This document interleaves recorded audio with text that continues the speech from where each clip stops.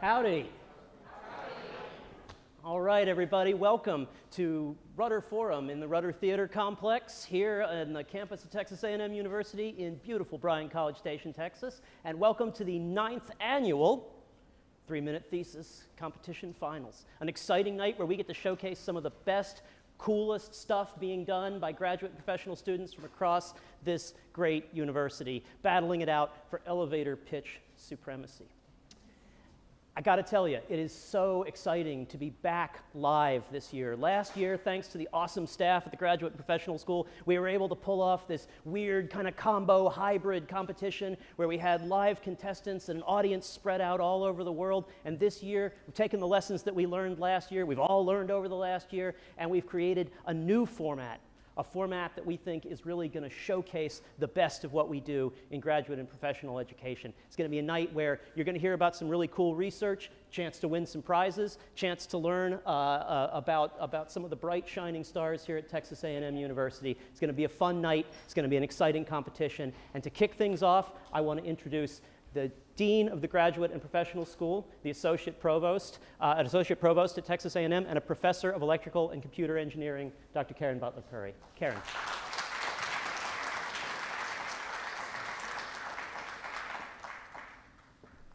Howdy. Thank you, Dr. Sipe, and good evening. I too am excited to really have a live audience, but also excited for all of those people all over the world who are also joining us this evening. So on behalf of our staff and the entire university community, welcome to the Texas A&M 2021 3-Minute Thesis Finals Competition. We're proud to partner with the University Writing Center and the Center for Teaching Excellence English Language Proficiency Program to bring you this exciting event for the 9th consecutive year.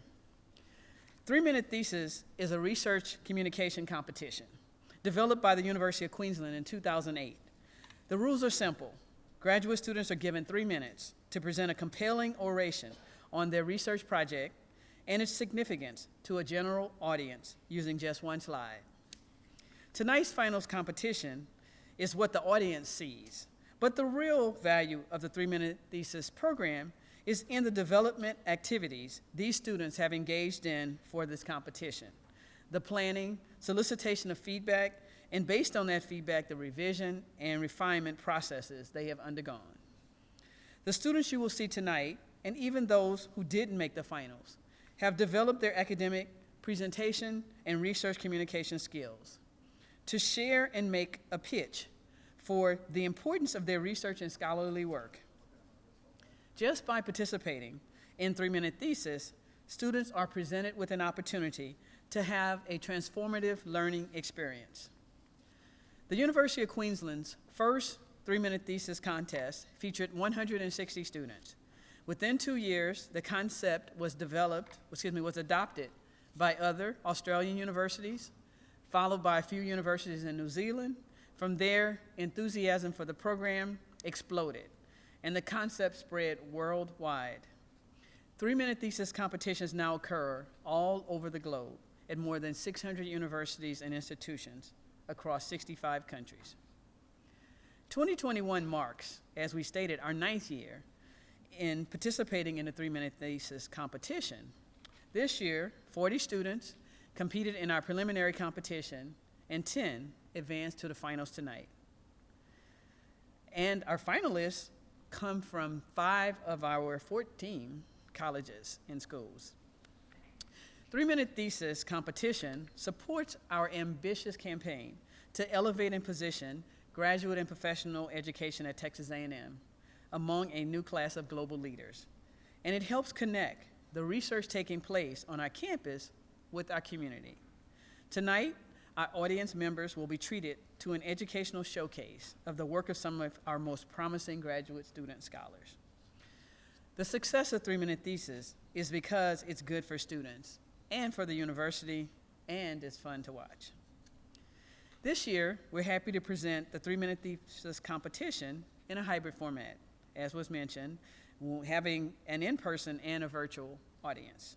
While we're pleased to return to in-person, bringing together students, faculty, staff, and members of our community, for this event, as we've done in the past, we've learned from the COVID-19 pandemic that a virtual audience can expand our reach to a broader audience and community outside of the campus and around the world. We hope this hybrid format will enable our 3-minute thesis scholars to present their research to an even larger audience than ever before.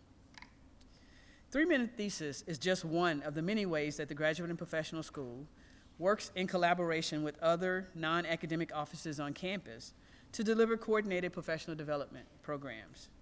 We provide students with creative, engaging, and meaningful learning experiences, such as the 3-minute thesis competition you're witnessing tonight, as well as workshops, seminars, training activities, online resources, and more. And I think you'll have an opportunity tonight to learn more about those things. The Graduate and Professional School, the Center for Teaching Excellence, and the University Writing Center work together to host several working sessions before both the preliminary and finals competition. These sessions help students enhance their communication and presentation skills. In addition, the Center for Teaching Excellence English Language Proficiency Program conducted a session on English pronunciation tips. Winners tonight will include first, second, and third prizes, as well as People's Choice Award. The first place winner will move on to a regional competition hosted by the Conference of Southern Graduate Schools. We look forward to seeing how our winner will measure up against competitors from our fellow SEC schools and other institutions throughout the Southern region. And then the winners of the Conference of Southern Graduate Schools and other regions across the country will move on to a national showcase hosted by the Council of Graduate Schools at their annual meeting. The Council of Graduate Schools is actually the only national organization in the United States dedicated solely to advancing graduate education and research. And the annual meeting is a tremendous opportunity for students to gain national exposure and to network with other graduate students, faculty, staff, and graduate deans. So I think you're going to be impressed by our presenters tonight. Their research represents a small sample of the important research graduate students are conducting on our campus. Thank you all for your support. We really appreciate you taking time out this evening to, show support for our finalists, and then hopefully also to, have some enjoyment and really enhancing your knowledge about our research. So before I turn it over to Dr. Sipes, I want to also recognize and thank the graduate school team led by Dr. Morgan Sweller for planning this event. A lot goes into the 3-minute thesis competition behind the scenes, not just the planning for tonight, but actually all of the different sessions that we conducted over the last month. And so I want to also thank them for their work. And so with that, hold on to your seats and get ready, hopefully for a fun event and an opportunity to maybe win some prizes. So I'll turn it back over to Dr. Sipe to get the competition started and enjoy the show.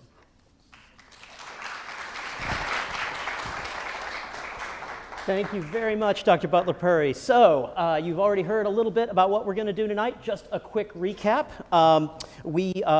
Our contestants today are competing for, they're competing for cash prizes, as well as the honor of being named the champion here at Texas A&M. We are going to award a couple of places today. Our winner is going to walk away with $1,000 and a trip to the Conference of Southern Graduate Schools Regional Conference, where they'll compete against other winners from across the South. We have second, third place, and we also have the coveted People's Choice. And here, this gives you a little hint of where we're going with this. You guys are going to have to vote. Those of you who are out in Zoom land, those of you who are here with me in Rudder Forum are going to have the opportunity to help us pick one of our winners. In addition to hearing 10 really great presentations by graduate students, you're going to have the opportunity to participate in some games, some trivia, a couple of polls, some polls trivia. You're going to hear about some of the exciting opportunities available to graduate students here on this campus, and of course the opportunity for you to cast your vote for the People's Choice. And you in the audience can win prizes. After the competitors have finished with their presentations, and while our hardworking team of judges tabulates the results, 6 in-person and 6 Zoom audience volunteers will participate in a scavenger hunt for prizes This is an experiment, folks. You guys are part of it. We're living through this together, I promise. Stay tuned for more details, please. We will also, as I said, have some opportunities for trivia and polls throughout the evening on the Slido app and site. So here we have our first please let the tech work moment of our evening. So if I could get a slide. I'm not getting a slide. What you should be seeing here, excellent. All right, so we are going to start with a poll. So you can either go to, scan the QR code there, or you can go to slido.com and enter that competition. And while you're doing that, as you can see, there we go. All right, Rudder Forum in strong position here. Well, we want to know, we've got an audience maybe all over the world. We don't know. It's the magic of this moment that we're in right now. Oh, Rudder Forum still holding strong. Come on, people in Zoom world. It may be very late where some of you are, but I promise this will pay off. All right, got some Europeans. Rudder Forum still doing well. So, up. No one's in other. I'm not sure what other would be, but if anyone is on the International Space Station out there, could happen. This is Texas A&M. We'd love to hear from you. I've asked that 2 years in a row. No one has been on the International Space Station. I'm very disappointed. All right, I'll give you a couple more minutes. All right, I think maybe Australia and Europe, a little bit of representation. Got anybody else? Okay, let's wrap this up here in the next nearness of time. All right, so I think what we see here, I think Rudder Forum's doing pretty well. We've got a pretty solid consensus, but we got lots of people who are out there watching us tonight, and that's great. Again, we're really happy that we can share this competition with people who can't be here physically for some reason. We're certainly hoping that some of the competitors' family members and friends all over the country and indeed all over the world are able to tune in. While I've got you thinking about this, all of you have your phones out, so please silence them. Because as I'll talk about, we're clever there. All right, because as I'll talk about in a few minutes, we got to make sure that the competitors have uninterrupted time to do what they do. So while we're doing that, I want to go ahead and introduce our panel of judges, people who have volunteered their time tonight from our community to come and judge these students. So maybe our judges, when I introduce you, if you could just wave to the audience, that would be great. So Stacy Colvin is a member of the Fighting Texas Aggie class of 2000, graduating with a Bachelor of Science in Agricultural Economics. She's currently the operations manager for KBTX, Channel 3, and CW8 Aggieland, and has been with KBTX for 6 years. She's the club manager for the St. Joseph's 4-H Club in Brazos County, the vice president of the Brazos County 4-H Adult Leaders Association, and a member of the Brazos Valley Food Bank Board. Thank you very much, Stacy. Dr. Amin Davoudi is an assistant professor of bilingual and ESL education at the Department of Literacy, Languages, and Special Populations at the University of Texas Permian Basin. In 2021, he became the first student from the College of Education and Human Development at Texas A&M University to win the 3-minute thesis competition at the doctoral level. He not only won first prize, he swept the People's Choice and represented Texas A&M University at the Regional 3MT competition at the Conference of Southern Graduate Schools, where he won the Heat 3 People's Choice Award. Dr. Davoudi graduated from Texas A&M in 2021. So thank you, Amin. Shalita Johnson currently serves as the center supervisor at the Lincoln Recreation Center and has been blessed to work for the city of College Station for over 25 years. She's a native of Bryan College Station and grew up around the Lincoln Center area. Ms. Johnson graduated from Texas A&M in 1998 with a bachelor's degree in community health and earned a master's in counseling from Prairie View A&M in 2006. She's a proud member of First United Methodist Church, College Station, the Brazos Valley Area Alumni Chapter of Delta Sigma Theta Sorority Incorporated, and board secretary for Amber Alert Network Brazos Valley. She's the mother of an almost 30-year-old son. She enjoys reading, traveling, and making original DIY creations using her Cricut. Excellent. Thank you, Ms. Johnson. Dr. Brian Merrill is a dedicated educator with a career spanning 20 years. Dr. Merrill currently serves as the Executive Director of School Leadership in Bryan ISD, having previously served as the principal of Waller High School in Waller ISD for more than 9 years. Before his time at Waller, Merrill served as a principal at 2 middle schools in Waller ISD and as an assistant principal in Cypress Fairbanks ISD. His career in education started as a classroom teacher at Cypress Falls High School in Cypress Fairbanks ISD. Having earned a Doctor of Education degree in Educational Administration, a Master of Arts and Bachelor of Arts degrees, as well as a bachelor's degree, all from Texas A&M University, Dr. Merrill is married to Krista Merrill, a school counselor at Johnson Elementary School in Bryan ISD for 20 years. They have 7 children, 4 adopted and 3 biological, as well as 2 grandchildren. Dr. Merrill. And Krista Pazalski is a program specialist for the Girl Scouts of Central Texas. She is in charge of programming for the Bryan College Station Girl Scouts, such as the upcoming STEM Fest that occurs in partnership with Texas A&M. She has 6 years of outdoor education experience. Ms. Pazalski received her BA in Environmental Studies from the University of California, Santa Cruz. Her favorite hobby is snowboarding. Please join me in welcoming our judges for tonight.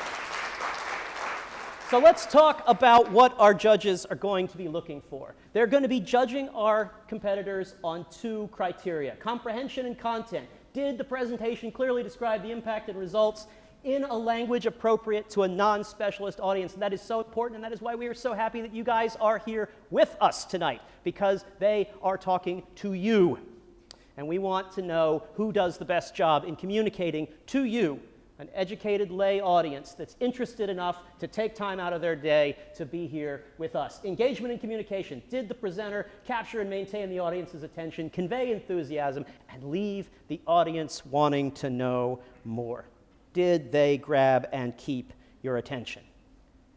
Here are the rules, which are astonishingly simple.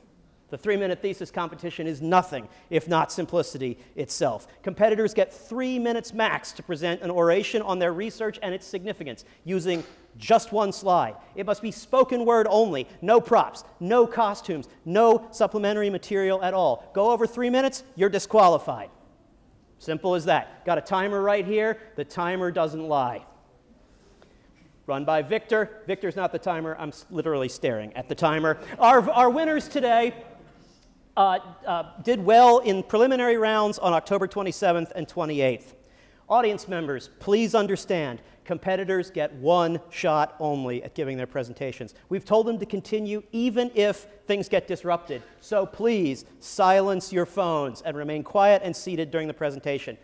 They got 3 minutes, folks. You can sit still for 3 minutes and you can keep your phones off, please. If you have exited the forum during the presentations, you cannot come back in until a break between presentations. These competitors have worked very, very hard to prepare their presentations. Let's give them the respect they deserve by giving them their full attention. We are ready to go. We're going to start today with our 3 master's competitors, and then we'll move on to our doctoral competitors.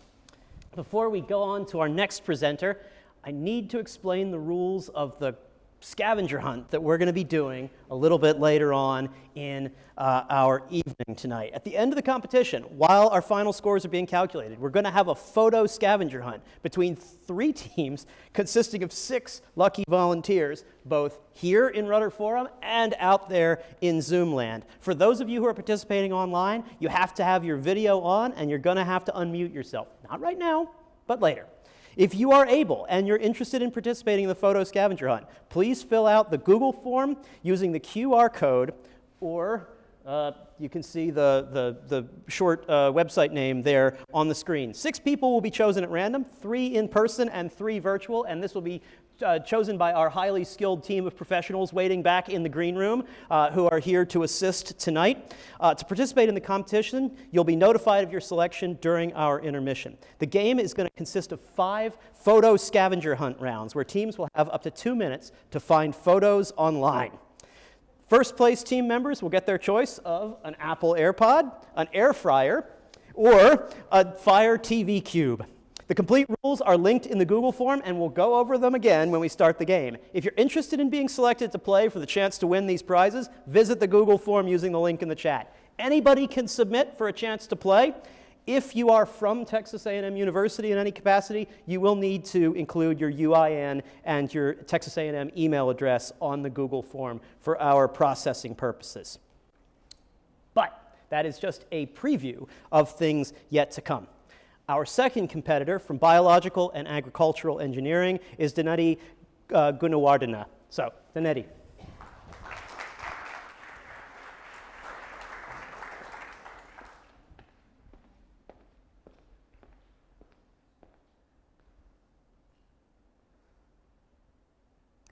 If I invite you to visit an animal farm, will you be coming?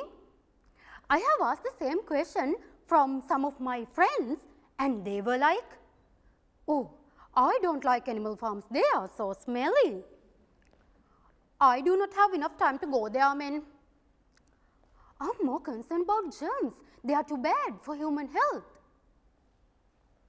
However, now you do not need to worry about the smell, germs, or traveling time and money, because now you can visit a farm from your own home through our virtual reality videos. My master's thesis evaluates the effectiveness of virtual reality videos for educating the public on manure management technologies. I have created VR videos on multiple aspects of manure management, such as health and safety related to manure management and converting manure into valuable products like fertilizer through composting and anaerobic digestion process.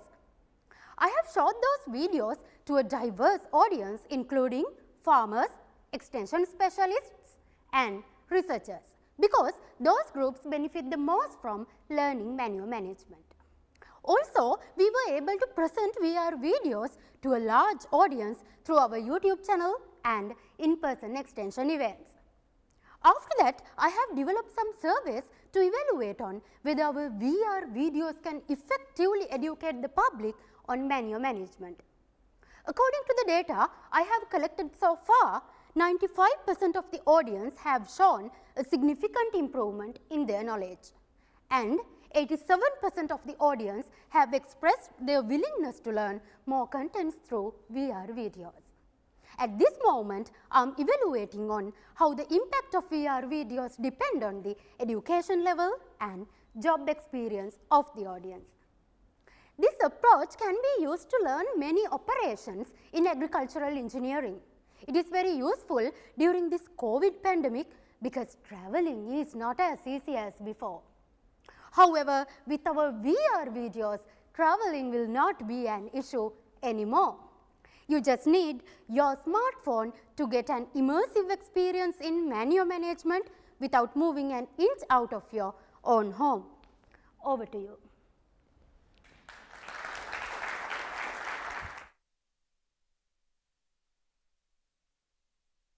Thank you very much, Daneti. All right, so before our next competitor, we want to get to know our audience a little bit once again. So let's go ahead and get our phones out. Get ready for some more, well, tell us about yourself moments. So, go. Okay, all right, oh, good. I'm kind of curious who's going to answer number 4. I like, you know, implied threat is a powerful motivator in our business, but let's see what people come up with. Oh, there's some boldness, all right. Hope this form's anonymous. It is. It's anonymous. Okay. All right. Good. Got a lot of people. Don't know how statistically significant this poll's going to be, but you know, I think we're learning. Good. Learn about TAMU research. That's exciting. Really glad to see that. All right. Give you a few more seconds to go ahead and fill this out. All right. Well, I am very pleased to see that support a friend or colleague is coming out way ahead. That's great. A lot of supportive family members, friends out there learning about TAMU research. Great that there are some of you who came out here for that. Supporting a family member, that's awesome. Boss professor strongly encouraged me to attend. I'd like to know what's going on in some of the labs on this campus on behalf of the Graduate and Professional School, but we'll deal. That can be an issue for another day. So that's great. That gives us a sense of who's out there tonight and what brought you out here on a beautiful night like this. So let's go to our next slide. This one's perhaps a little simpler, a little less controversial, maybe a little bit, nope, other direction. Up, fantastic. All right, who are you? Okay, good.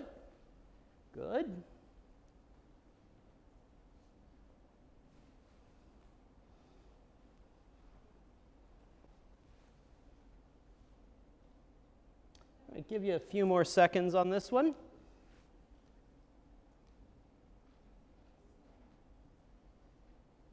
All right, things seem to be slowing down a little bit, so let's look at what we got. So, biggest headline on this, graduate students supporting other graduate students. We love to see that. Thank you very much for coming out to support your classmates, to support people who are in your program with you, your friends, your classmates. That's great. That makes the Graduate Professional School very happy to see. TAMU staff and administrators, a little under 20%, so community members. Great to see people from the community coming out to join us tonight. For whatever reason you're here, thank you very much for coming. Thank you for spending the time with us. Thank you for supporting your graduate and professional students here at A&M. All right, we have a third question. This is one we have asked before. This is one I feel very deeply to my very soul. The answers to this are really important. If you could eliminate one food, it's a little oddly phrased, but let's go with it. One food, what would you eliminate? I'm watching. I want to know what people are coming up with. All right, well, onion.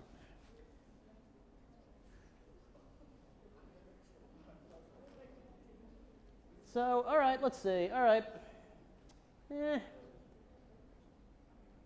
So, I got to say, I'm really unhappy with the preponderance of seafood here. How do people hate seafood? That's like hating life. Like, what is the other? Oh, come on, we can't have other win. That's boring.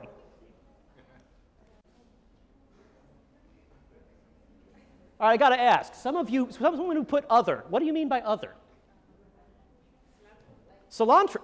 All right, that's an odd, to each their own. All right. No accounting for taste. Give me one or two more. What else we got? What else are we eliminating that's not on here? We need to know for next year. What other items do we need to put on? Come on, 20% of you said it.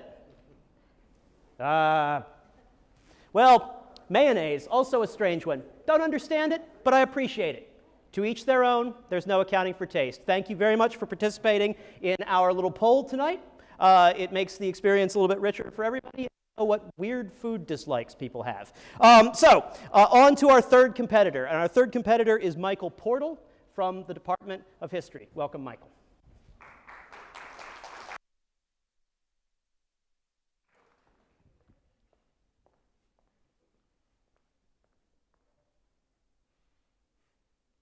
Good evening. Let's play a quick game. On the screen, there are two images labeled 1 and 2. Both depict a cave, but which one is the real cave?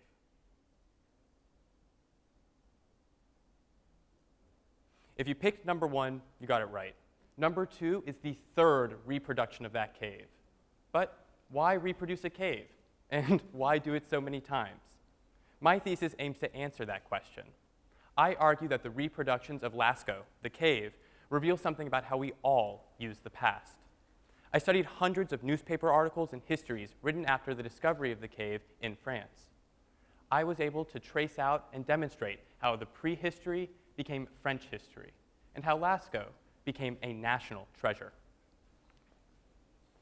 But is the cave a national object? Is it ours? In some sense, the cave must belong to everyone. After all, the cave art is 17,000 years old and pertains to general human history. But for the French, the cave means something special. Discovered in 1940, during World War II and shortly after the establishment of the Vichy regime, the cave testifies to hope. Hope of a connection between France and its soil for the political right, and of new beginnings out from the darkness for the political left. I was able to trace out the connection between hope and history. I was able to show, moreover, that the cave was immediately used by everyone for their own political purposes, that history and even the prehistory can be made useful. My research helps show and pave a fast path forward for us to think about how history is always political. My research also helped demonstrate the way in which we use the past in new and creative ways, and how, over time, we seem to forget that. Something we came to realize over the course of this research was that everyone wants a deep past, even and especially one that extends beyond what we can or could ever remember. In today's America, we have and ask the same questions. When does our history begin? Contemporary debates around the 1619 Project and the 1776 Commission reveal that it isn't so clear what is our history, nor what or even who should be included in it. The lesson that LASCO teaches us is that we always make history political, and that history is always the result of a certain type of politics. In conclusion, what I found interesting and what I had to draw out was the importance today, more so than ever before, that we ask again, what is our history, and in virtue of what is it ours? Thank you.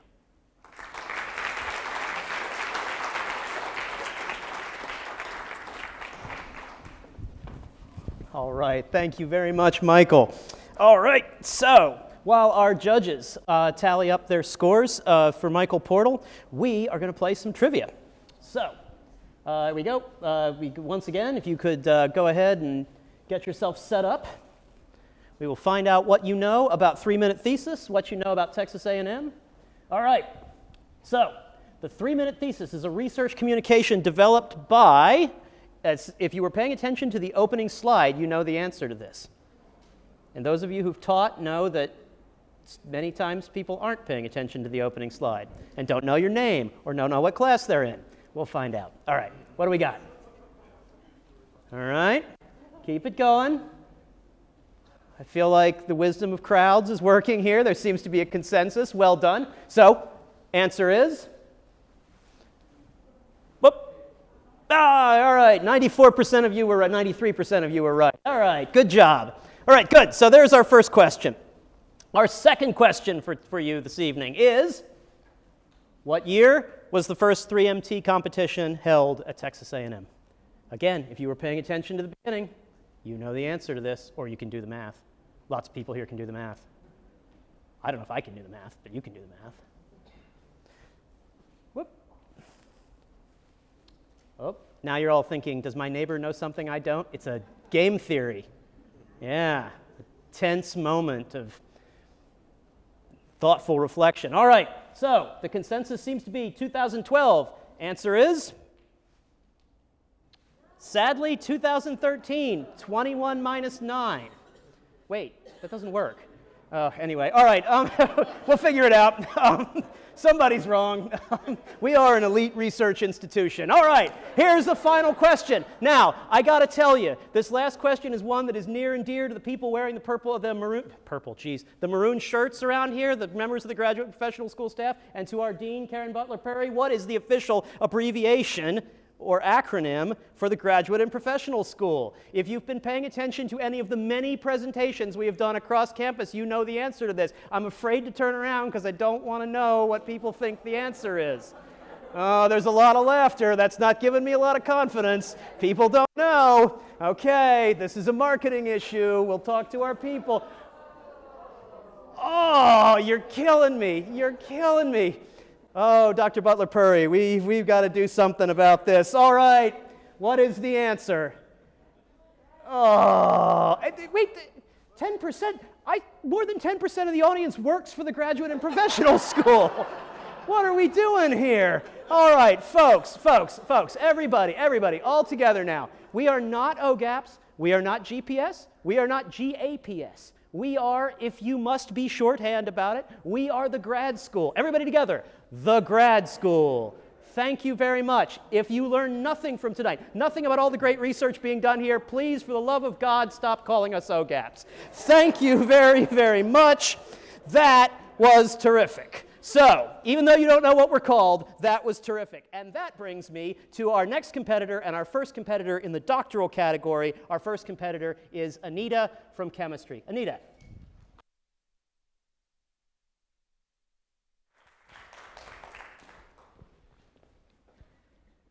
Raise your hand if you remember BP oil spills in the Gulf of Mexico or the Exxon Valdez in Alaska. Oh, I see so many hands. We remember these massive incidents because we saw countless images of vulnerable birds and wildlife covered in oil on the news. But did you know that thousands of other comparatively smaller incidents happen during transportation each year? In order to provide oil for the new energy boom, the petroleum industry is digging deeper into the earth to extract heavy crude oil such as bitumen. But what if I tell you that this new crude heavy oil bitumen is as thick as peanut butter? And the industry is still reliant on our old traditional methods for transporting these oils by pipelines. Can you imagine pushing peanut butter through an oil pipeline? Of course not. In order for bitumen to flow through the pipelines, the bitumen is diluted with external chemicals and the pipelines are heated. And nothing can go wrong, right? Wrong. The bitumen and the diluents are often spilled during transportation, perhaps even in your own communities. In fact, in the last 30 years, there have been more than 9,000 significant accidents that release more than 3 million gallons of oil every year in the United States alone. These accidents result in disastrous impact on human health, ecological resources, and the Earth's climate. This begs the question, is there a safer way for transporting heavy crude oil like bitumen? The answer is yes. My research shows an alternate method for transporting heavy crude oil like bitumen that can prevent the disastrous effect of oil spills. My research focuses on rearranging the composition of bitumen and making this oil solid without using any external chemicals. How? Well, from this mixture of bitumen, we can extract out the solid fractions called asphaltenes and use those to coat around the rest of the bitumen and prepare a solid microcapsule, just like a caramel-filled candy, juicy inside, solid outside. And our results show promising strength for these microcapsules, and these can be safely transported on trains or ships or cars as solid oil, much like coal. Once these microcapsules reach the refineries, we can get back the peanut butter-like consistency of bitumen by compressing these microcapsules with forces greater than they can sustain. While I am excited about the research and the process involved in this, what excites me even more is the increased safety and the environmental benefits. In case of an accident, the oil is safely contained within the microcapsules and can be easily swept, while we are eliminating the environmental impact of millions of barrels of diluents. With my research, I am imagining a world where safer transportation can prevent the oil spill disasters and maintain our healthy and fresh environment. Thank you.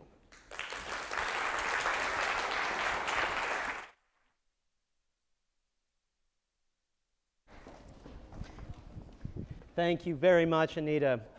So while our judges tally their scores, I want to take this opportunity to talk about one of our sponsors tonight, an agency, an office that's very near and dear to our hearts in the Graduate and Professional School. I want to talk to you about the Grad Aggies Professional Development Program at Texas A&M. Several campus offices joined together to offer professional development opportunities, including workshops, seminars, training events, online resources, and more. Their sponsored events, like 3MT, allow graduate students to earn credit toward a Grad Aggies Professional Development Certificate.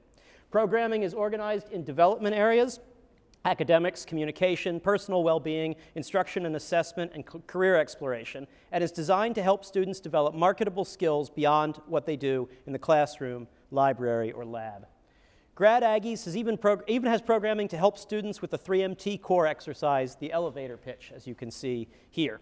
If you're presenting at a conference with the goal of making the kind of professional connections that lead to job opportunities, you'll need to have an elevator pitch in your pocket. The research crystallizes in your mind the more you describe it, and you improve your academic communication and presentation skills.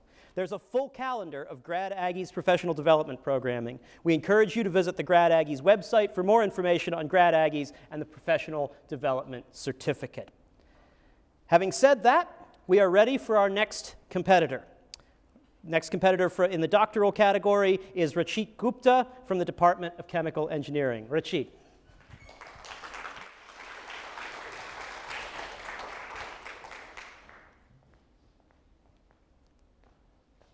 Let me tell you about a war that you do not get to read in the history books.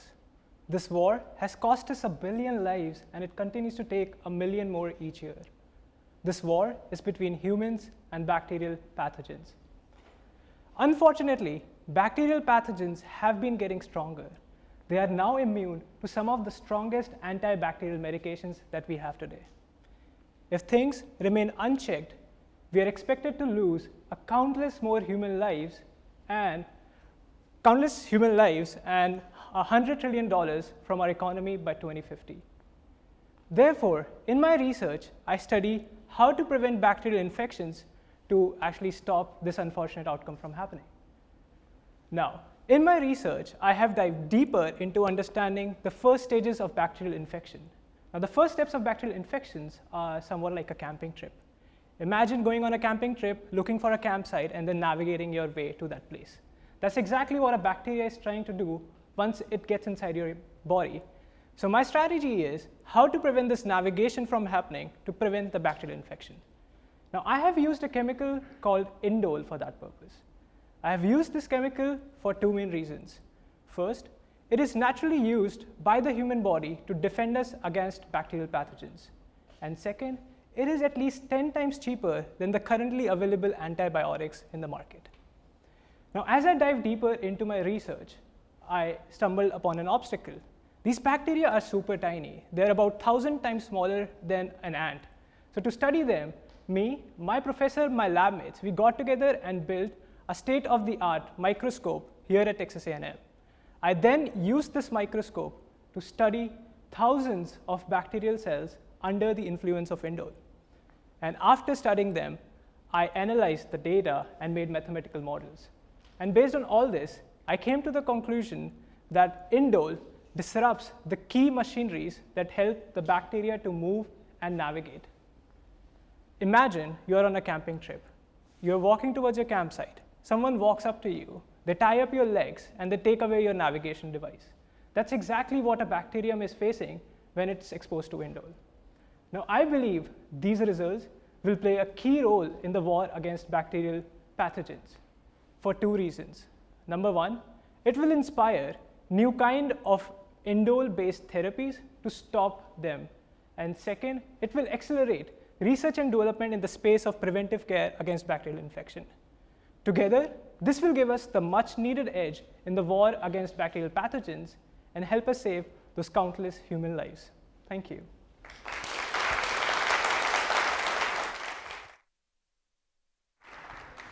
Thank you, Rachit. So we are at the halfway point in our competition, and in the interests of judges, you, competitors, everybody, we're going to take a 5-minute break. Don't go far, and remember, you got to stick around to vote. So see you back here in 5 minutes.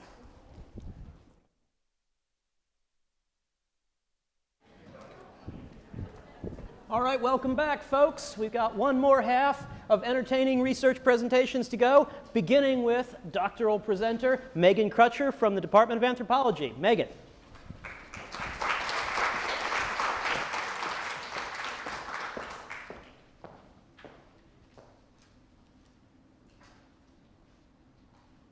Until a few decades ago, most historical and archaeological research treated Africa and Africans as passive victims of European exploitation. Most primary sources were written by Europeans, and so they focus on European sailors and seafarers and explorers and their impacts on Africa rather than the other way around. So many of these writers neglect to mention the fact that African seafarers and sailors were vital parts of the Atlantic trade system. My research focuses on the period from 1500 to 1900 in Atlantic West Africa. I'm studying two of these groups of seafarers, the Kru in Sierra Leone and Liberia, and the Luso-Africans in Senegal and the Gambia. I'm using maritime archaeology to investigate the political, economic, and cultural agency of these groups on their own terms. I argue that groups like the Kru and the Luso-Africans relied on long-standing maritime traditions to bridge this gap between communities on the land and the interior and arriving European ships. They often sailed thousands of miles in a time when few people moved past their place of birth. They worked as pilots and navigators for the treacherous coastline on European ships. And yet, both groups have only been defined in terms of their relationships with Europeans. My research matters because it shows that European power was contested and compromised in Atlantic West Africa. These histories are emphasizing African resistance and agency in the face of European exploitation. While that exploitation certainly continued through colonialism and the slave trade, African sailors and seafarers were vital parts of Atlantic trade, commerce, and culture. By dissecting the available written sources and using archaeological evidence, we are able to contextualize a fuller picture of how and why groups like the Crew and the Luso-Africans and others played the roles that they did. My research is coming at a pivotal time as a new generation of maritime archaeologists moves further from Eurocentric and colonialist archaeologies in pursuit of a more inclusive, more equitable world for us all. Thank you.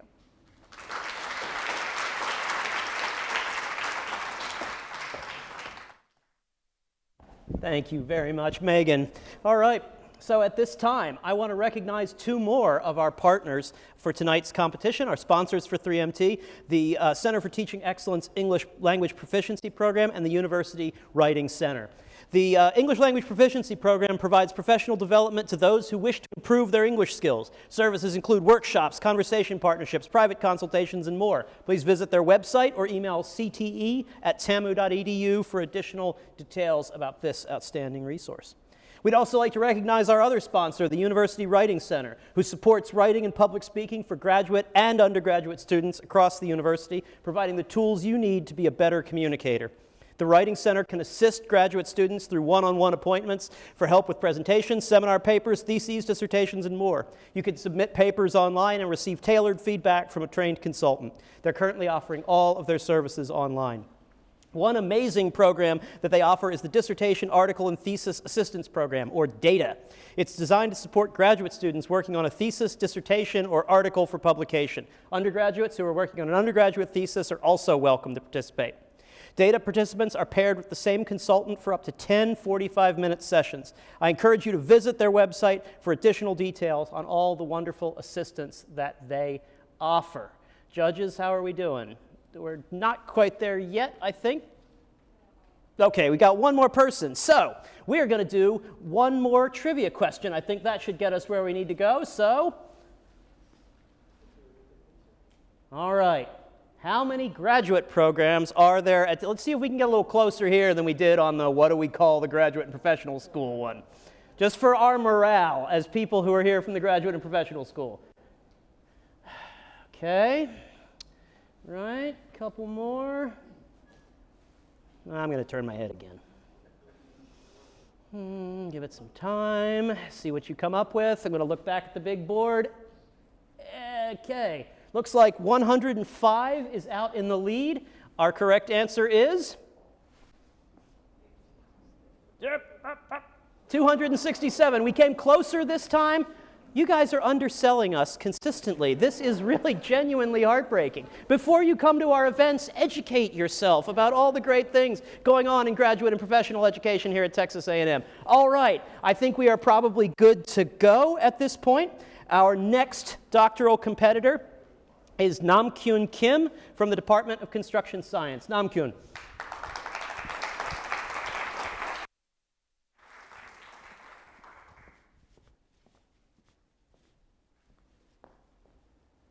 Every day, 15 workers die in the US. 15 a day is too many. Most of those accidents are caused by workers' inattention to hazard. For example, a road construction site, workers were struck by a vehicle which traveled at speed less than 10 miles per hour. It's very slow speed. However, workers failed to avoid the vehicles. Why? They didn't hit warning sound. Workers accustomed to warning alarms that are constantly surround them. And they focused on just task and stop paying attention to that alarms. The problem is that it is really hard to observe workers' inattention to hazard. Current safety training system is not enough to prevent this problem. So how do we solve this problem? Researchers have found that workers who experience an accident become more alert of surrounding hazard. In this regard, my study aims to investigate the effect of experiencing an accident in order to restore workers' attention to hazard. I created a virtual reality safety training system and performed experiments with actual road construction workers. By wearing the VR headset, workers feel that they are in a road construction site. Speakers, sound alarms, and ambient noise. In the experiment, while workers were performing a task, the vehicle continuously moved around the workers, sounding alarms. Using eye tracking sensors, I measured workers' behavior. When worker looked back to check approaching vehicle, it was recorded as safe behavior. However, if workers continuously ignored and just focused on their task, the vehicle struck the workers. They virtually died during the safety training. To validate its impact, all participate in the second experiment a week later. I discovered very interesting result. Workers' attention level to the vehicle significantly increased after experiencing a virtual accident. They quickly looked back and checked for it immediately after hearing the alarms. One of the workers told me experiencing this virtual accident totally changed his attitude toward hazard that he encounters in his daily life. I believe by using my virtual reality safety training system, we can eliminate fatal accidents on the job site and save lives. Thank you so much.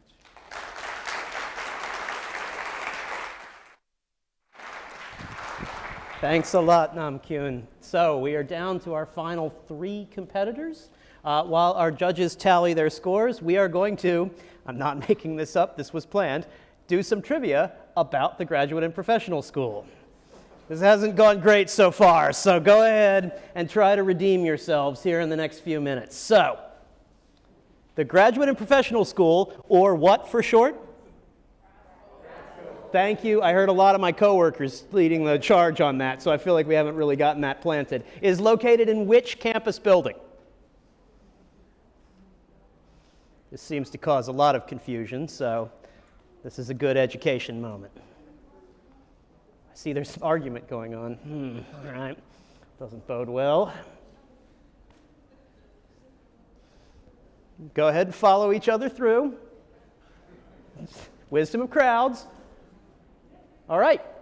Out in the lead with 63% is Nagel Hall, and the answer is Nagel Hall. All right, fantastic. So for all of your drop-by needs, we are on the first and second floor of Nagel Hall, so come by and see us sometime. All right, second question. Approximately how many graduate and professional students are enrolled at Texas A&M University?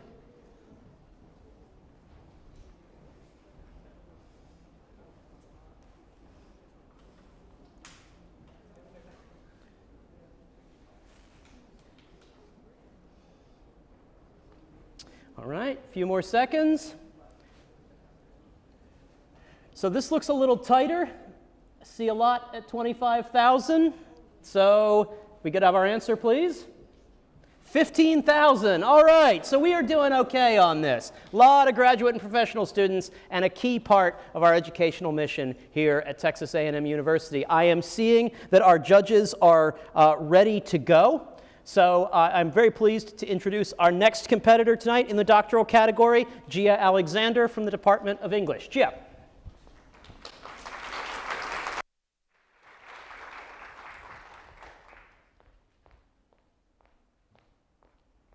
How much did you write today? Chances are it's more than you think. Thanks to blogs and texts and email and social media and doing almost all of our work online, today we actually write more than ever before. Scrivenography is a new critical approach that I developed that allows us to analyze and draw new conclusions about writers and their works by examining the tangible, the physical, the material, even the embodied aspects of the writing process.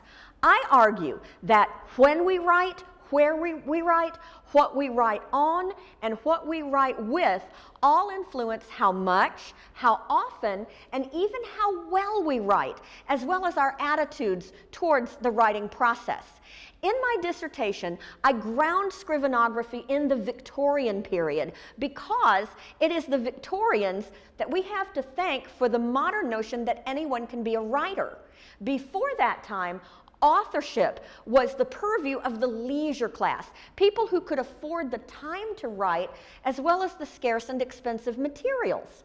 But then, the Victorian manufacturing boom democratized the availability and affordability not only of labor-saving devices, but of other household goods, including writing materials such as stationery, ink, and new steel nib pens. This meant that more people, and especially women, had time to write and could afford and access the tools and materials they needed. The catalog of the Great Exhibition of 1851 shows that some manufacturers even designed and marketed writing goods specifically for women. Things like sewing boxes that also contained writing implements and compartments for stationery.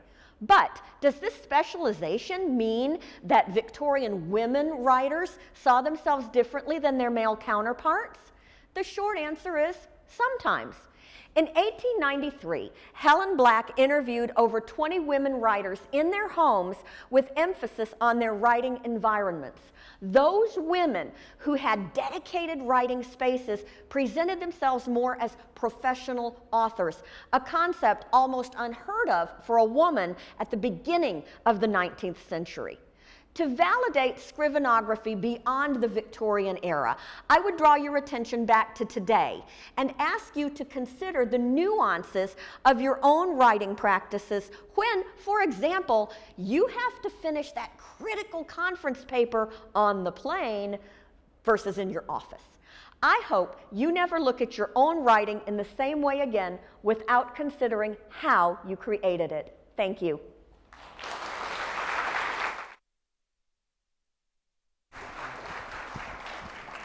Thanks a lot, Gia.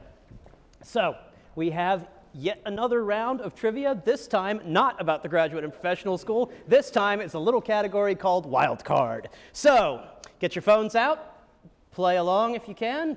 Get a slide here. There we are. So, what movie started the Marvel Cinematic Universe? See if we do better on this than we do with our A&M trivia.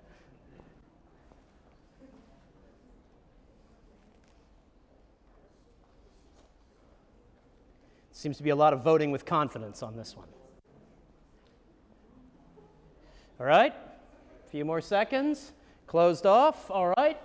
I see with 65% Iron Man, and the correct answer is Iron Man. All right, we are clearly very good on our superhero movies. Outstanding. Now for something completely different. Who founded Rome? There, this warms my heart. All right, please get this right.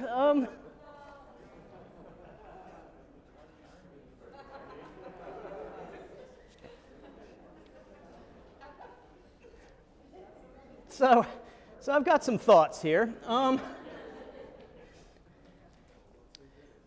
right, let's see, what do we got? So 73%, there we go, can we get our answer? There we are. All right, so fortunately, 74% of you paid attention in intro history. Julius Caesar, a little disappointed there. It's complicated, but definitely not. Bert and Ernie, I hope that was ironic. If it wasn't, as a historian, please come see me after the talk. We'll have a conversation. I don't know what to do with you. And Nero, all right, I can see the confusion. All right, what do we got next?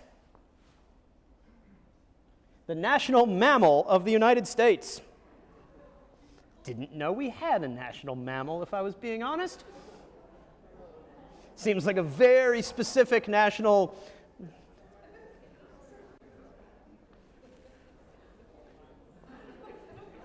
Right? There we go. Let's go ahead and freeze this. All right. Poll is American bison. And you are correct. All right. Hey, let me leave you with a fun fact before we bring out our next competitor. I am originally from the great state of Maryland. Does anybody know what the state sport of Maryland is? The state sport of Maryland. It's jousting. We have the most awesome state sport in the United States. Just want to leave you with that. Jousting. I mean, think about that. Anyway, I'll leave that to our audience. I see we are finished with our judges. I want to introduce our next presenter, who is from multidisciplinary engineering, Jinwoo Kim. Jinwoo.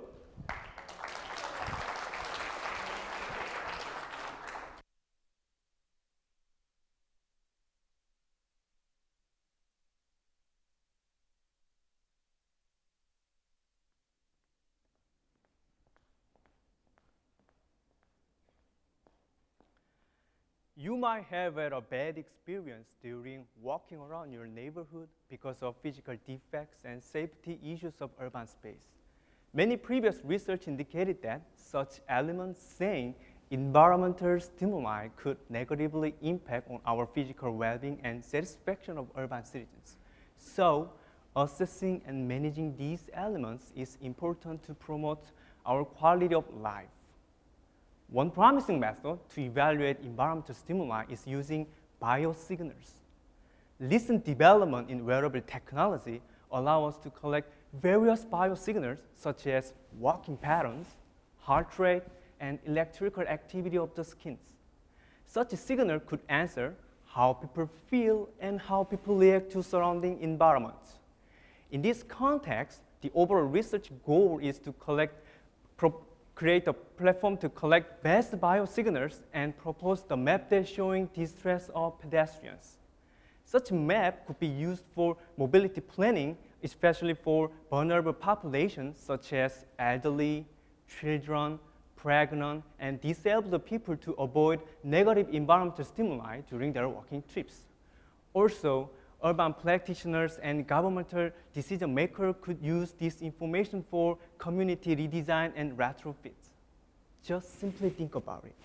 In the near future, whenever you walk around your neighborhood with wearable sensors, your biosignals will be automatically collected and delivered to the cloud platform, and you can simply check which part of your neighborhood creates the distress of pedestrians. My previous research examined the usefulness of biosignals. I proposed new signal processing techniques, and also I examined the multimodal machine learning techniques to better capture the distress of pedestrians. For this, I designed and conducted several experiments in commercial and residential areas. As a result, the collected biosignals could capture the negative environmental stimuli, such as houses with the broken features, dead animals, and sidewalk defections.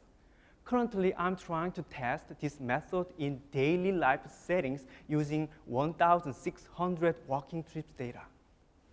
Although this approach still needs further development before being ready for practical application, I expect that this approach will provide the opportunity for advancing urban built environment assessment, and eventually it will promote the neighborhood walkability and the feeling of satisfaction in urban space. Thank you.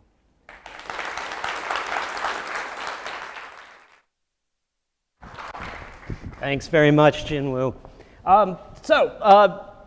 Before our final competitor, I want to take this opportunity to talk about some of the programs and new ideas that are coming out of the Graduate and Professional School, the acronym or shorthand for which is the Grad School. Thank you very much. I want to take this opportunity first to talk about the new Graduate Student Mentoring Project. The Graduate and Professional School believes deeply that graduate students, faculty, administrators, the entire sort of ecosystem of graduate and professional education benefits from high-quality mentoring. And this should be a priority across the institution. To that end, we've recently convened a graduate mentoring advisory group, faculty, students, staff, to review best practices, mentoring tools, and resources. And we've brought all this together in the new Graduate Mentoring Academy. We've developed plans for workshops, training, and other professional development opportunities that support students throughout graduate education. We're offering these workshops in face-to-face and virtual formats to incorporate various learning styles and engaging strategies, including case studies, discussion opportunities, and reflection. There'll be breakout groups to ensure that every group of students, faculty, and staff receives appropriate and differentiated activities to meet their unique needs. 7 workshops are scheduled face-to-face and virtually this fall. All of them are full. More are being offered in the spring, beginning with a 2-day workshop on January 11th to 12th for graduate students, which is also full. So for more information about this opportunity, you can see our website. You can email gradmentoring@tamu.edu, and our coordinator for this project, Dr. Julie Harlan, is sitting right there. You can find her after our ceremony tonight. So lots of opportunities for high-quality mentoring and fostering best practices in high-quality mentoring. And with that, I want to introduce our final, our final presenter for this evening, with one noteworthy exception, which I'll come back to in a few minutes. But before that, I want to introduce from the Department of Biomedical Engineering, Saili Belsari. Saili.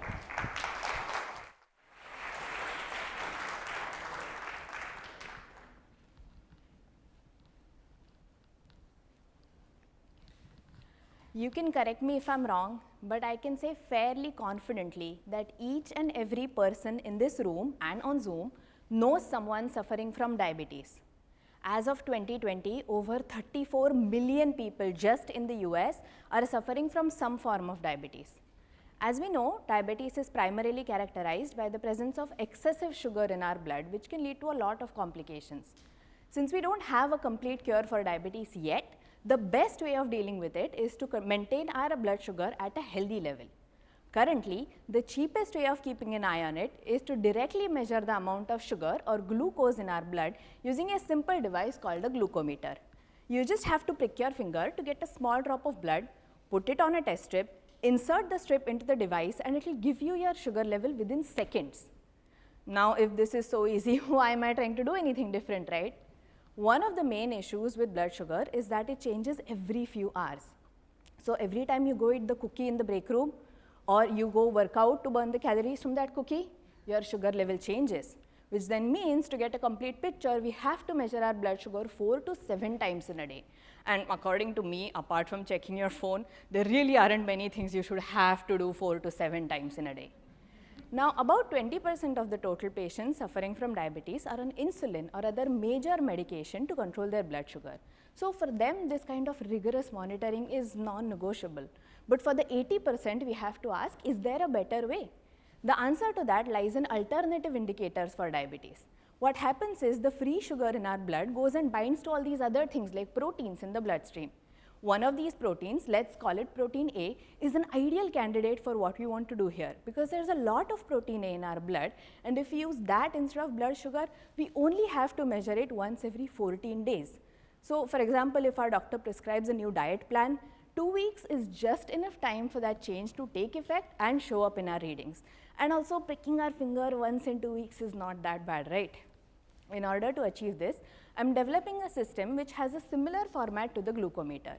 In my system, that test strip is modified such that it will only catch the sugar-bound protein A from the drop of blood, and the amount of protein which is caught will then be measured using a simple cell phone-based reader. In this way, we can indirectly measure the amount of blood sugar, and we only have to use the device every other week. In conclusion, if we use protein A instead of blood sugar, we still get an idea of how severe our diabetes is, and that one prick at the right time will help us avoid the remaining 59. Thank you. Oh, terrific. Thank you very much. All right, folks. So I don't know about you, but I have not been part of an event since round about March 2020 that has not included someone saying, we regret that there was a technical error. We regret that there has been a technical error. And so we are asking for your patience for precisely 3 extra minutes. Our first presenter, Nandan Shedegar, his talk was not broadcast over Zoom. The audio wasn't available, so we have asked him to give his talk again. It will be unjudged this time, but it's so that the people on Zoom can have an adequate opportunity to observe him for the People's Choice Award. So we apologize, we ask for your patience, and we ask you to once again welcome to the stage Nandan Shedegar. Thank you. Howdy. I'm back again. But anyways, these images right here, it doesn't take you a graduate student to tell you that they're different. Likewise, all the events that you go on your own personal lives and the observations in the world, it's quite intuitive. They're distinct things, right? But despite their differences, they carry underlying similarities. Why? Because as all things in our world, they are governed by the fundamental laws of physics. And what is constant, what is true, is conservation of energy. In other words, all of these different systems are fueled by energy. Now, energy is a finite resource. You cannot just arbitrarily use it. Therefore, a lot of these systems prioritize adapting efficiently with the energy that they have. And this is why the human brain, one of the most dynamic, complex, and grandiose systems in our world, is so adept because it has truly fine-tuned its ability to conserve energy deep in the fields of nature. Now, why does that matter? Well, the reason is because networks like the human brain are ubiquitous in our world. Social networks as you interact with your friends, economic fluctuations of different economic institutions battling over each other for consumers, for profits, etc. All of these systems are networks. And as I just said before, they're all governed by the universal laws of physics. Now, an unfortunate thing in our current trends in sciences are we're approaching everything from a drastically tunnel vision perspective, just from one point of view. For example, in the brain, we are primarily targeting just through the medical perspectives. But it is universal. A broadly encompassing perspective is necessary from the fundamental physics, which governs all, as well as the biology, which the brain takes its form in. Therefore, my research guides this broad general perspective to better understand the brain and use the secrets hidden in the brain's harmonious organization to better organize our society, from the technological applications to as well as how we organize social structures for our generation and those to follow after us. Thank you.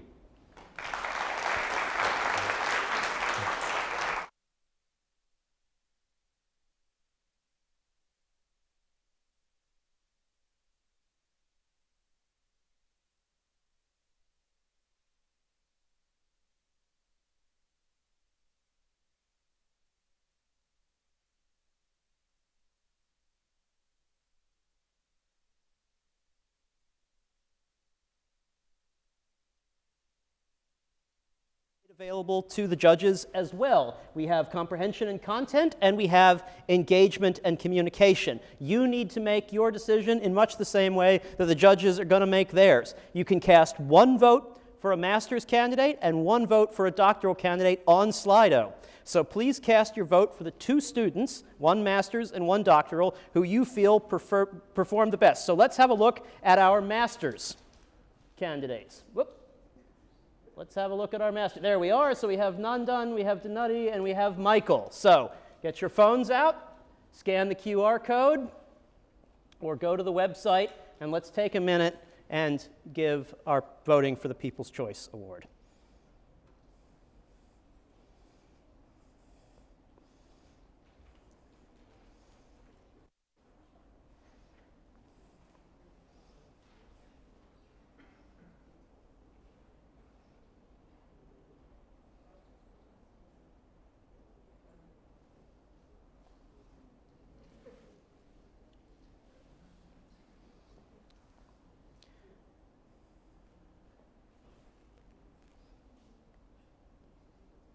How are we doing, folks?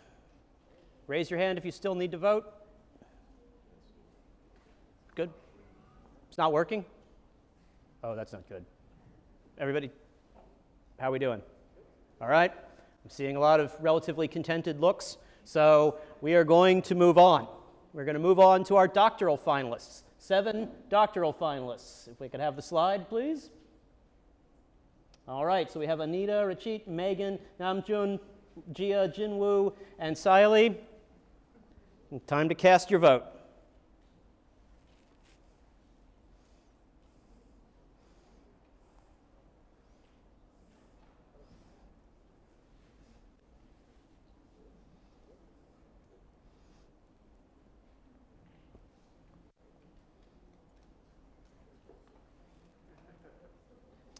All right, same question.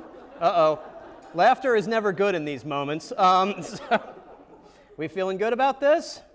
We ready to move? All right, I'm seeing some happy people. All right, so you voted. You have had the opportunity to cast your vote in this important competition. This is a terrific opportunity to honor the people who've given their time to making this competition so interesting and frankly so much fun. So thank you very much for that. So our panel of judges is going to be, or our graduate and professional school staff in the back are going to be tabulating the judges' votes. They're going to be tabulating your votes, and in a few minutes we will be in a position to announce our winners. But first, we're going to play a game, and I think it's going to work. I've been told that it's going to work. Please, please let this work. And whatever happens, we're going to have ourselves a photo scavenger hunt. So, can I get the slide, please? All right. So, our 3MT photo scavenger hunt is, as I said earlier, we're going to divide up into teams. You've already been notified if you've been put on a team. The winning pair will get their choice of an Apple AirPod, an air fryer, or a Fire TV Cube. So let's meet our competitors. So we're going to bring up our in-person competitors, and our virtual competitors are obviously somewhere out in the world of Zoom. Team 1, our in-person competitor is Sanket Nangare. Sanket, you want to come up? All right, fantastic. Do I have a mic? Mic, yep. Can I get it? Oh, there we are. Brilliant. Or maybe not. Sanket, come on up. All right. So let me bring up our second, while we're looking for a microphone, our second in-person participant is Anse Sean. Anse, come on up. Awesome. Thank you. And our third in-person is Ruth Ghosh. Ruth, all right, come on up. All right, so while we're introducing people, so Sanket's partner out there in Zoom land is going to be Colton Reagan. Anse's partner is going to be Mohammed Ruslan Habib. And Ruth's partner is going to be Malsha Udayankantha. So, so they're all the way out there in Zoom world. Come on up, guys. All right, so tell me, introduce yourself, tell us, oh, this is on, yeah, fantastic. So tell us where you're coming from and what brings you here tonight. Hi, I'm Sanket, I come from India and I'm studying MS in Mechanical Engineering in the Department of Mechanical Engineering here at A&M. So what brings you here tonight? What got you to come? I'm just here to learn about the research that happens in the university. All right, awesome. Is anyone going to say that their professor forced them to come? All right, so Anse, here you go.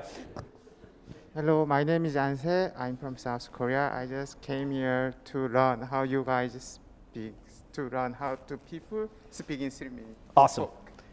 And Malsha, Ruth, sorry. Hi, I'm Ruth, and I'm originally from Bangladesh. I'm a first-year PhD student from the Department of Nutrition. I came here to see that 3-minute competition. Yeah. Awesome. Thank you very much, guys. Thanks for taking the time. All right, now let's figure out the rules to this competition. All right, competitors participating online, and I'm assuming that our Zoom monitors are checking this, must have your video on. You must be able to unmute yourselves. So we're going to play 5 rounds of 2 minutes each. After 5 rounds, the scorekeeper will add up the team's points and determine the winning team. The team with the highest score wins. In the event of a tie after 5 rounds, there'll be a tiebreaker round. Participants will use their phones, computers, or other devices to Google search using the keywords provided and their own knowledge of what the picture on the screen is. After 10 seconds, a new keyword will appear on the screen to serve as an additional hint. Use the keywords to help, but don't rely on them entirely. So you're probably thinking, what an easy game. That's in the script. I'm not thinking that. So both team members, both the person out in Zoom world and the person standing here, have to find the photo. Those in person, show the photo to one of the grad school team members when you find the photo. Those participating virtually, share the photo on your camera. When both team members have found the photo, alert one of our crack graduate and professional school team members, who I assume is me in this instance, to confirm. The scorekeeper will then write down the points won by each team, 3 points for the first team, 2 points for the second team, 1 point for the third team. Are there any questions? I hope there aren't, because I probably don't know the answer. Anybody? All right. How are we doing? Are we ready to go? So the photos are going to be up there. So we have our timer. Are you ready, Victor? All right. Fantastic. Let's go. Okay.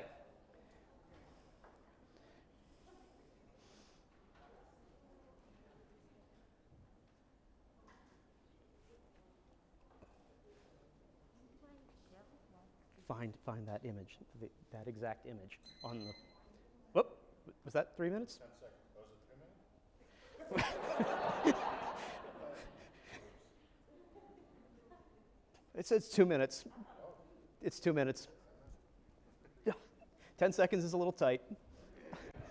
We are very information literate here in the Graduate and Professional School, but we're not that. All right. So our monitors in Zoom land, how are we doing?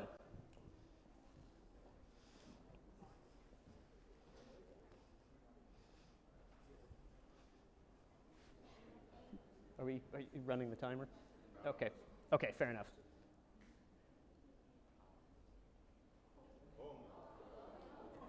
Oh, that's fascinating. All right, ladies and gentlemen, this has just become a conceptual art piece. So you're all here tonight as part of an experiment in the Department of Performance Studies. Congratulations.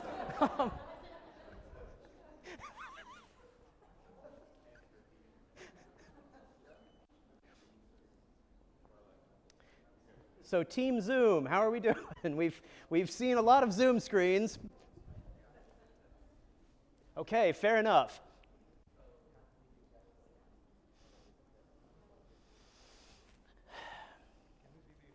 Can we see the image again? There we are.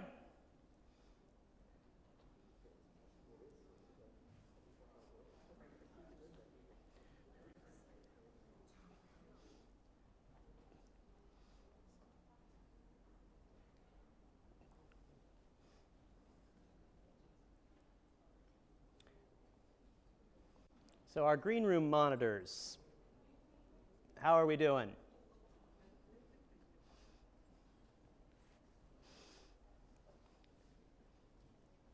I will say the suddenly exploding Zoom fractal was an exciting part of our evening. Any luck? Yep, that looks good. All right, so we have Team 3 has 1 positive identification. How about Team 3's Zoom partner?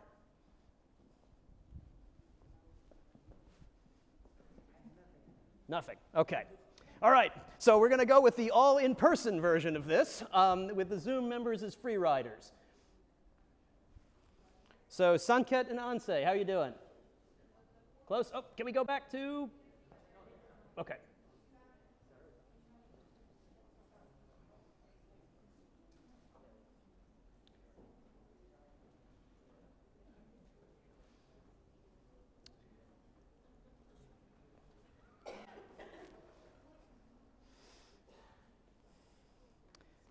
Yep, there we go. All right, so we have 2. All right, so we are now 1, 2, and 3. We have 3 points to Team 3, 2 points to Team 2, and 1 point to Team 1. All right, so we have completed 1 round. So are we ready for round number 2?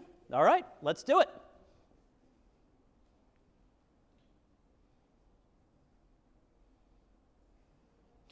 That's something different.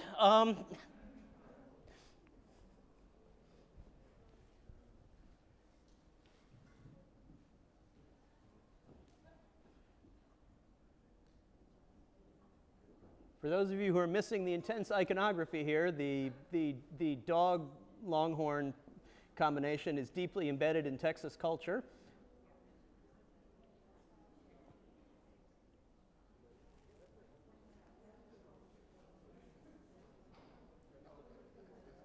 All good. Oh, we got it? Sweet. All right, so there is 3 points for Team 1.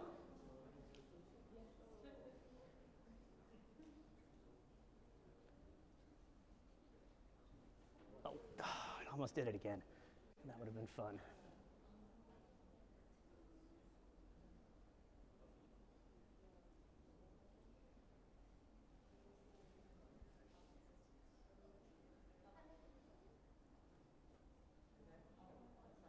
Oh, so we have, all right, so we have Malsha.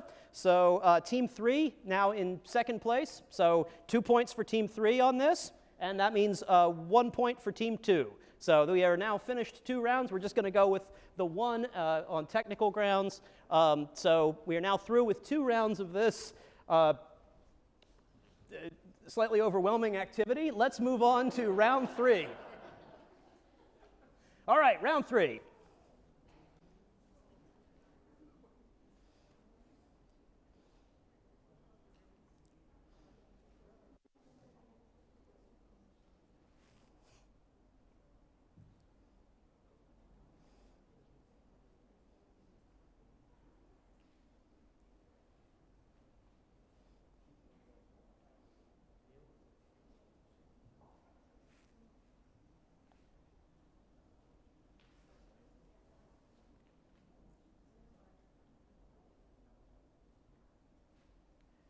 All right, good. So we have Team 3 with 3 points.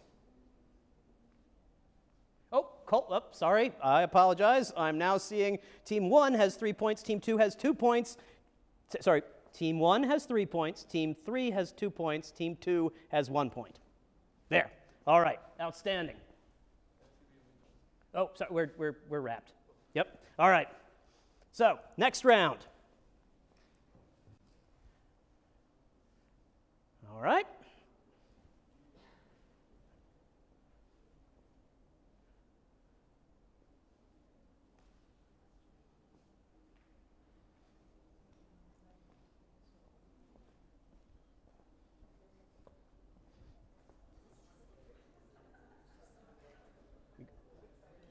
Ready? Oh. You guys finding it is not helpful. They need to find it. While I'm glad to hear you're finding it.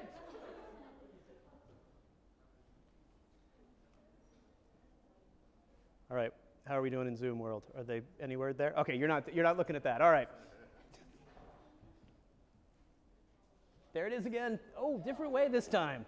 That is a great effect. Not helpful to me right now, but it's a great effect.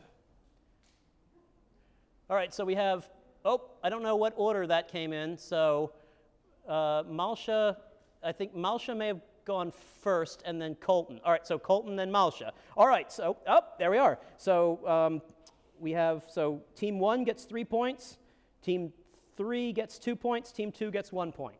And I believe that may be, does that take us, is that our 5th image or our 4th?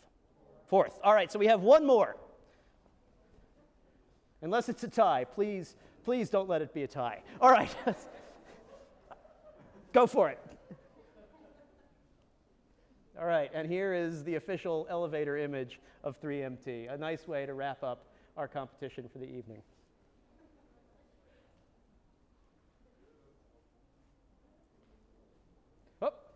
So I believe so. So Sanket started to turn first, Anse second. So we have 3 points for Team 1, 2 points for Team 2, 1 point for Team 3. All right, scorekeeper, what do we got?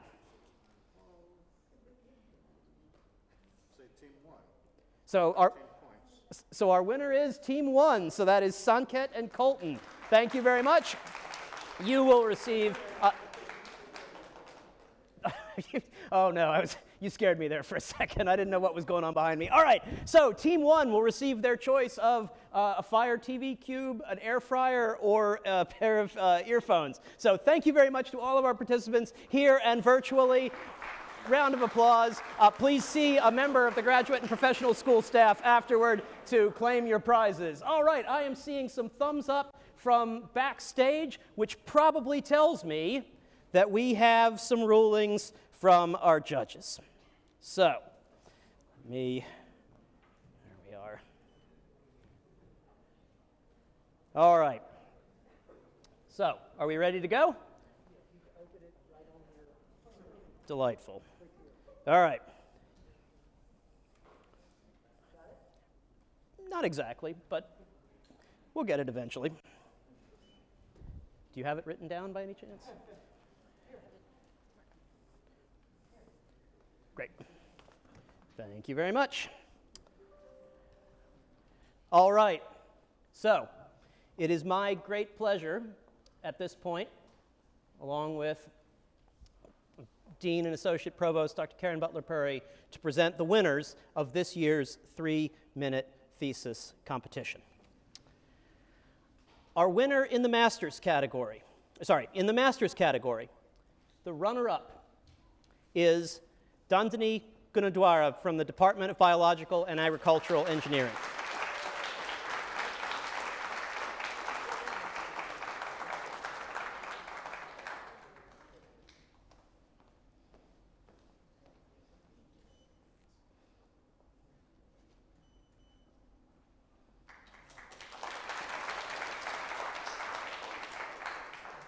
The People's Choice winner in the master's category is Nandan Shadigar from the Department of Mechanical Engineering.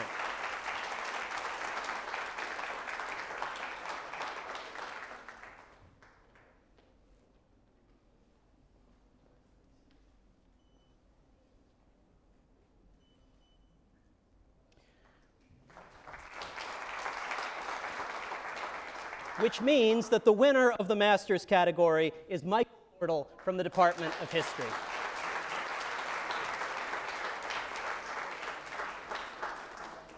Congratulations, Michael. In the doctoral category,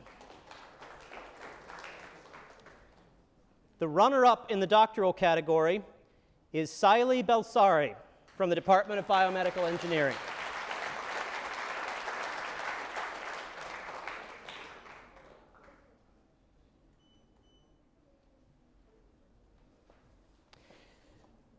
The People's Choice winner in the doctoral category is Anita from the Department of Chemistry.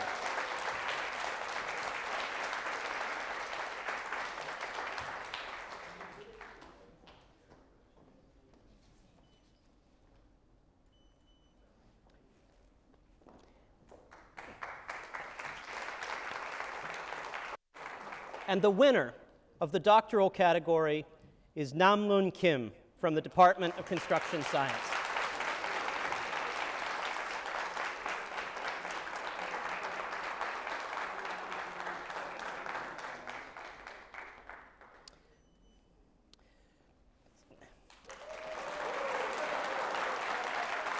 And the overall winner of the 3-minute thesis finals at Texas A&M, who will represent Texas A&M University at the Conference of Southern Graduate Schools Regional 3MT competition in Raleigh, North Carolina in February, is Namloon Kim from the Department of Construction Science.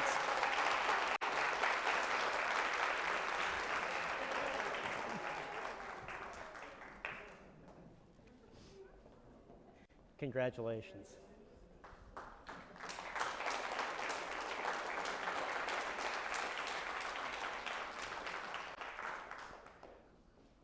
Folks, we've had an extraordinary evening of competition. We've had competitors who have overcome technical difficulties, who've overcome all of the obstacles that have gone into the last year, and the obstacles of presenting their research in a coherent, entertaining way in 3 minutes to an audience of people they've never met. Let's give it up one more time for all of our competitors.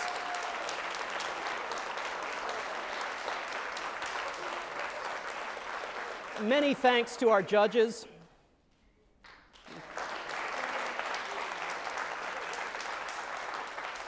And so many thanks to the people from the Graduate and Professional School, from the MSc staff, everybody who's made tonight possible, to our sponsors, the University Writing Center, the English Language Proficiency Program, to our dean, Dr. Karen Butler-Purry, to everybody who's been out here tonight, and to you guys for making tonight entertaining, for making it fun, and for making it a part of Aggie traditions, what we do to celebrate graduate and professional education here. Have a great night, and gig 'em.